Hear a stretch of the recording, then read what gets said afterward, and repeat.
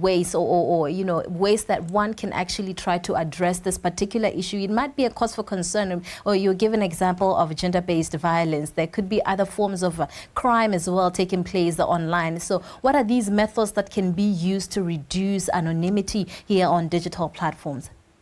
On digital platforms, there's privacy metrics that is used in the settings on Facebook, maybe, and Twitter, and WhatsApp, for instance. It's possible that many people don't know that they are privacy settings, and also how to control these privacy issues and harmful messages that are expressed online. So the owners of the platforms or the owners of the groups need to take extra measures to inform the public and also be behind the scenes to reduce the harmful expressions online.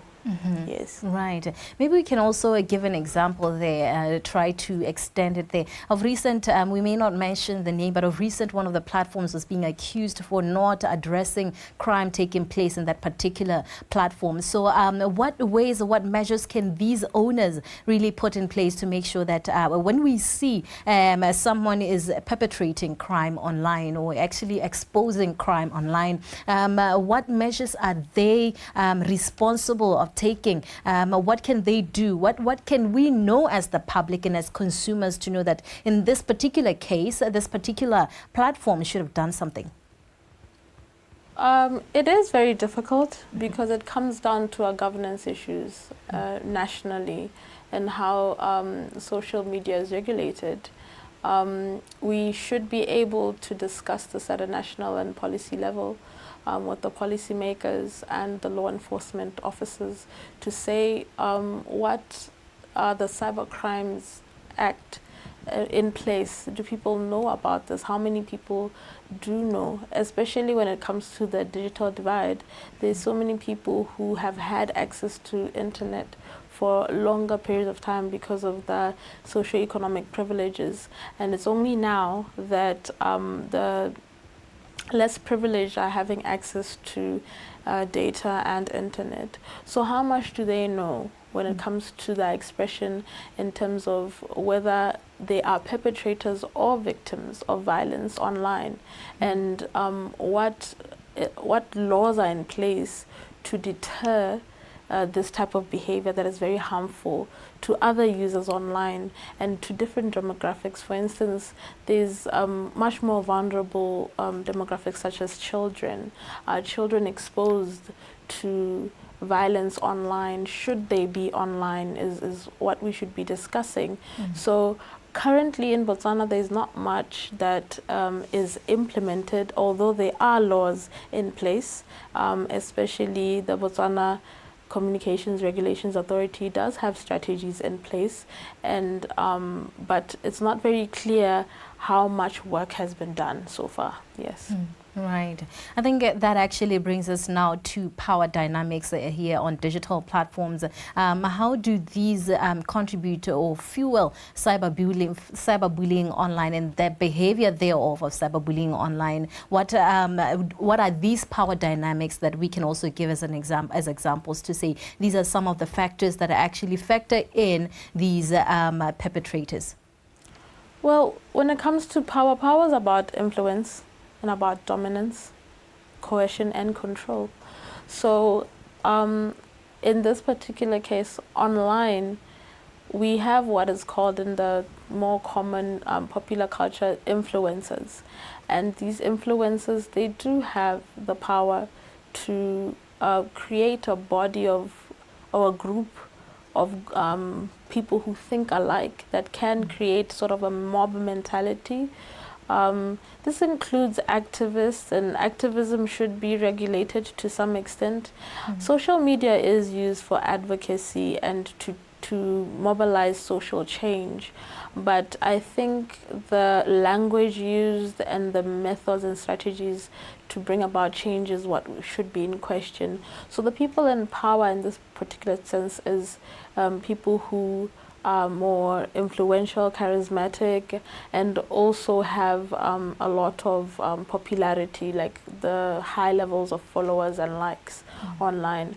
Also, for instance, the people who appear to be dressing better, the influencers have a particular image that they portray, and therefore they become trendsetters. And unfortunately, there should be a way we should regulate the people who are highly influential in how they influence the behavior of a Motswana, even a Motswana Okoske. Right, that's quite important. I think it's very paramount. It's one of the things that we really should put more eye into. If we should be up to our eyes with anything concerning the digital platforms, these are some of the things that we should not overlook, so that even in years to come, we'll still have a control over these things. And now, speaking of which, we have spoken about anonymity, right, on digital platforms. Let's also speak about, you know, how one's behavior can be influenced or influenced towards now being a perpetrator and having the willingness to become a perpetrator, for the fact that there is this option of anonymity on digital platforms. You know, how do these influence each other? One of the ways is actually creating fake profiles. It provides one with the ability to hide from their real selves, and it provides an opportunity to express yourself, knowing that you're not going to be recognized. So sometimes anonymity is not just lack of a profile page and an identification name, but it is a fake profile. So there are some fake profiles online that are used to instigate hate, violence, propaganda, etc. And then there's also where there's no visible name and visible profile picture that is used to express themselves. So in these cases, a lot of the times, the violence that is created is to harass or to contribute to abuse online. Yes. Right. Actually, now let's get into that. Now, the effects of cyberbullying on victims. What are those long-term and short-term psychological effects that we find people having to go through because of cyberbullying? On the short term, the victims of cyberbullying is obviously anxiety. Anxiety being the discomfort or isolation and fear of being participating or engaging socially. It can cause one to have low self-esteem, because with cyberbullying, what happens is there is either harassment on your appearance, on your body image or body size or weight, or you become sexualized, and nothing is done about this. So it can cause someone to withdraw themselves from social engagements or even public engagements because of what goes on online. And then also depression. Obviously, being exposed to harm for a very long time can cause one to feel or have thoughts of a low sense of self-worth and start to feel hopeless, isolate themselves and not have any interest in what they usually would have interest in. And basically it culminates to bigger long-term problems, such as maybe suicidal ideation, which is a high risk to basically premature mortality, like dying before your time, which is what suicide is. And then also we have issues of substance abuse, which can affect you for generations, where if I pick up a habit of alcohol abuse or smoking, I may influence my child and the like. So those are the long-term effects of cyberbullying. Yes. Right. Yeah. Okay. No, I actually wanted to ask you this question. Being in your line of expertise, right? Would you say that in Botswana we're experiencing an alarming rate of these cases and the effects thereof? You've spoken of suicide as an example there, and we know that right now in Botswana we're experiencing a soaring number of suicide cases. Passion killings also, for example. So, would you say in Botswana we're experiencing a lot of these cases or the aftermath of cyberbullying? I think we never really asked that question as to, are you affected by your digital platform? I think that's something that many people don't focus on. We do understand the term bullying, but we don't understand cyberbullying. And for the most part, it's because we assume you should understand that the internet is the internet. If you don't like it, disengage from it. A lot of people, the signs of the withdrawal from social media, such as deactivating your account for some time, it's usually prominent amongst people who have experienced or are victims of cyberbullying. But in terms of the cases, the rates of cases, we can't really say.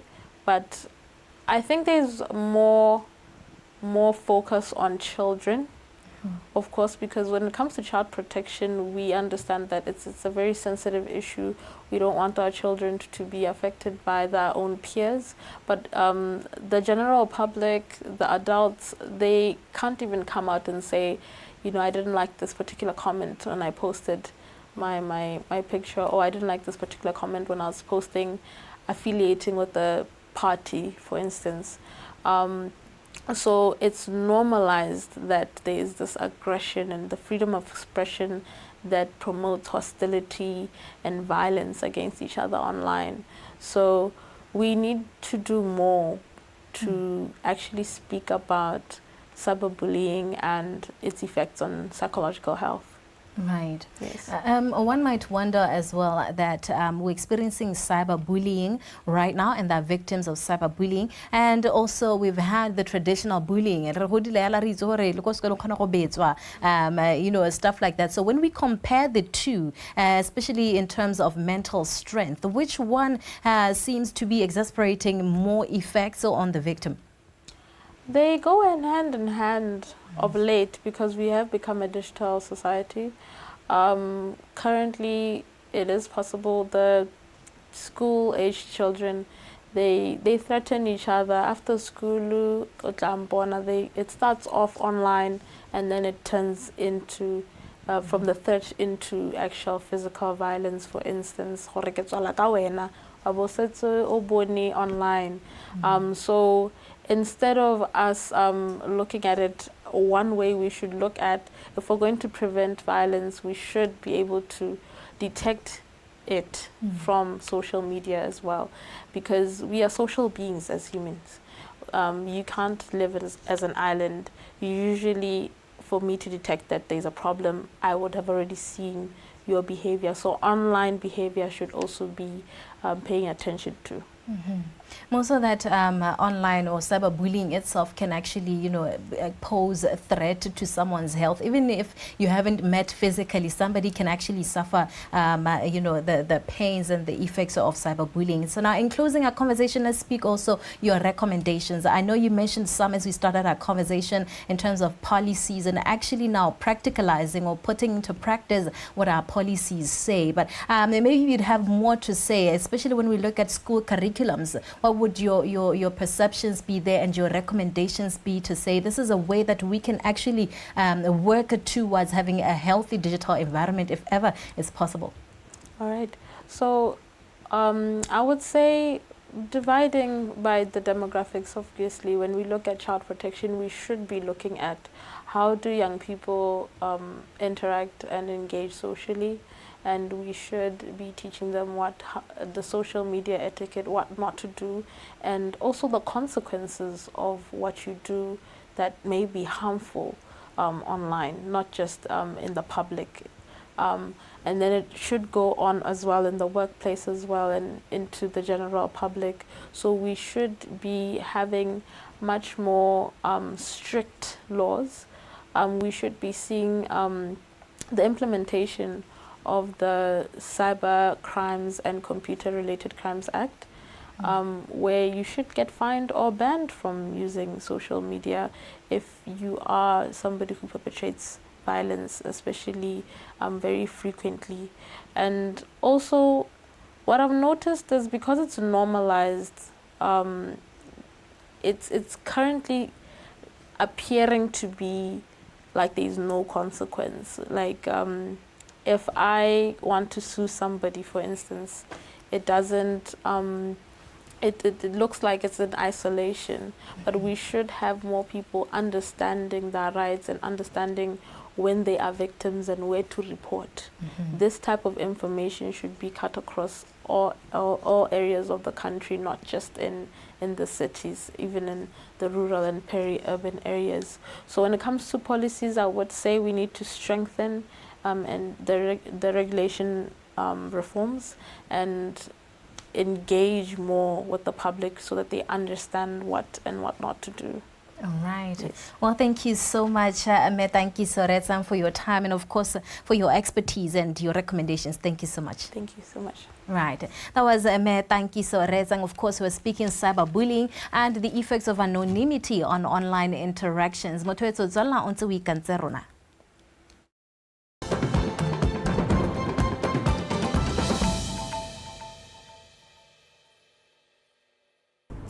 Education is the foundation upon which we build our society. By mainstreaming diversity, equity, and inclusivity within education and research institutions, we can create an environment that fosters creativity, innovation, and progress.